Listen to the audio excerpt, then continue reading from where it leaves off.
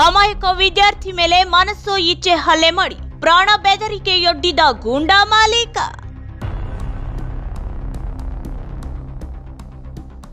ಮೈಸೂರಿನ ಡಿ ದೇವರಾಜ ಅರಸು ರಸ್ತೆಯ ಮೈ ಟಾರ್ಪಾಲಿನ್ಸ್ ಮಾಲೀಕನಿಂದ ನೀಚ ಕೃತ್ಯ.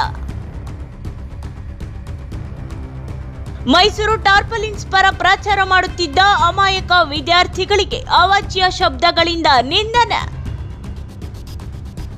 ಮೈ ಟಾರ್ಪಾಲಿನ್ಸ್ ಮಾಲೀಕ ಪ್ರದೀಪ್ ಸಿಂಗ್ ವ್ಯಾಪಾರಿಯೋ ಅಥವಾ ಗೂಂಡಾವೋ ಎಂದ ಸಾರ್ವಜನಿಕರು.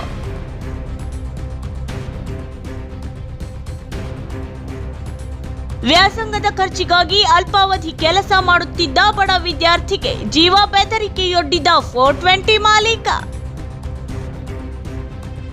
ಉತ್ತರನ ಪೌರುಷ ಒಲೆ ಮುಂದೆ ಎಂಬಂತೆ ಬಡ ಹುಡುಗನ ಮೇಲೆ ತನ್ನ ಪೌರುಷ ತೋರಿಸಿದ್ಯಾಕೆ ಪ್ರದೀಪ್ ಸಿಂಗ್? ವ್ಯಾಪಾರದ ಕಾಂಪಿಟೇಷನ್ಗಾಗಿ ಮುಗ್ಧ ಹುಡುಗನಿಗೆ ಹಿಗ್ಗಾಮುಗ್ಗ ಥಳಿಸಿದ ಮೈ ಟಾರ್ಪಾಲಿನ್ಸ್ ಮಾಲೀಕ.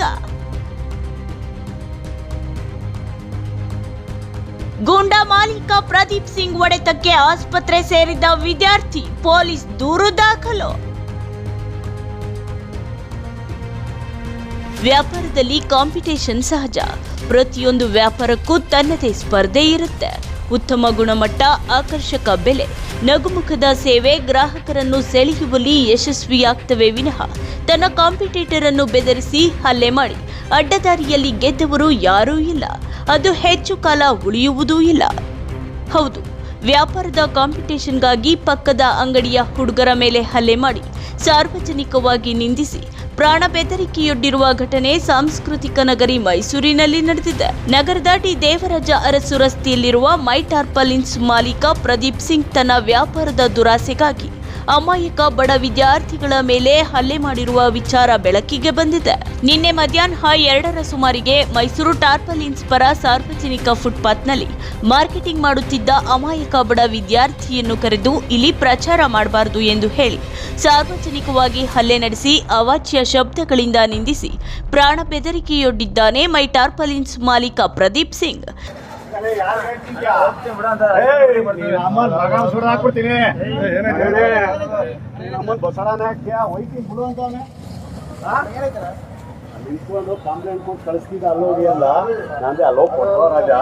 ಸಾರ್ವಜನಿಕ ಸ್ಥಳದಲ್ಲಿ ಪ್ರಚಾರ ಮಾಡುತ್ತಿದ್ದ ಬಡ ವಿದ್ಯಾರ್ಥಿ ಮುಂದಿನ ವಿದ್ಯಾಭ್ಯಾಸದ ಖರ್ಚಿಗೆ ಪಾರ್ಟ್ ಟೈಮ್ ಕೆಲಸ ಮಾಡ್ತಿದ್ದ.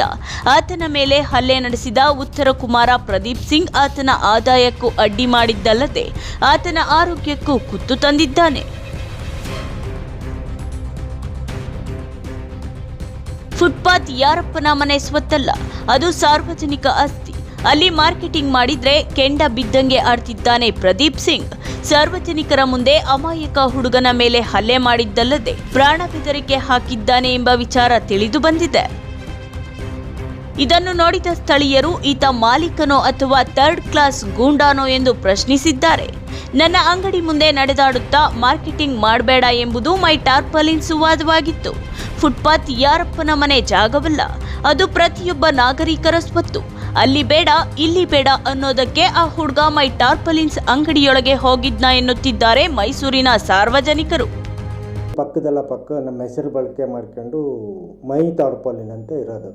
ಅವರು ಮೈ ಅನ್ನೋದು ತೆಗೆದ್ಬಿಟ್ಟು ಟಾರ್ಪಾಲಿನ್ ಮೈಸೂರು ಅಂತ ಮಾಡ್ಕೊಂಬಿಟ್ಟು ಮೈಸೂರು ಟಾರ್ಪಾಲ್ ಹಳೆ ಅಂಗಡಿ ಬನ್ನಿ ಅಂತ ಕೂಗ್ತಾರೆ. ಇದುವರೆಗೂ ನಾವು ಅವ್ರ ಮೇಲೆ ಕೇಸು ಇದನ್ನೆಲ್ಲ ಮಾಡೋದಕ್ಕೆ ಎಲ್ಲ ರೆಡಿ ಮಾಡಿದ್ದೀವಿ. ಅಸಲಿಗೆ ಮತ್ತೊಂದು ವಿಚಾರ ನಿಮ್ಗೆ ಹೇಳಬೇಕು. ನೀವು ಅಕಸ್ಮಾತ್ ಅರಸು ರಸ್ತೆಯ ಈ ಟಾರ್ಪಾಲಿನ್ಸ್ ಅಂಗಡಿಗಳ ಮುಂದೆ ಹೋದ್ರೆ ನಮ್ದು ಒರಿಜಿನಲ್ ಅಂಗಡಿ, ಇಲ್ಲಿ ಬನ್ನಿ, ಇದೇ ಕ್ವಾಲಿಟಿ ಅಂಗಡಿ ಅಂತ ಎಲ್ಲ ಟಾರ್ಪಾಲಿನ್ಸ್ ಅಂಗಡಿಯವರು ಗ್ರಾಹಕರನ್ನ ತಬ್ಬಿಬ್ಬಾಗುವಂತೆ ಮಾಡ್ತಾರೆ.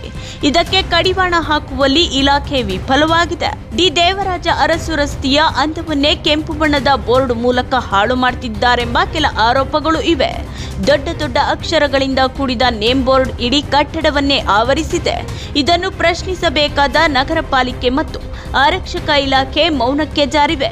ಬಲ್ಲ ಮೂಲಗಳ ಪ್ರಕಾರ ಪ್ರದೀಪ್ ಸಿಂಗ್ಗೆ ರಾಜಕೀಯ ಒಡನಾಟವಿದೆ. ಈತನ ದಬ್ಬಾಳಿಕೆಗೆ ಮುಗ್ಧ ಜೀವಗಳು ಮಂಕಾಗಿವೆ ಎಂಬ ವದಂತಿಗಳಿವೆ. ಅದು ಎಷ್ಟರ ಮಟ್ಟಕ್ಕೆ ಸತ್ಯ ಎಂಬುದು ದೇವರೇ ಬಲ್ಲ.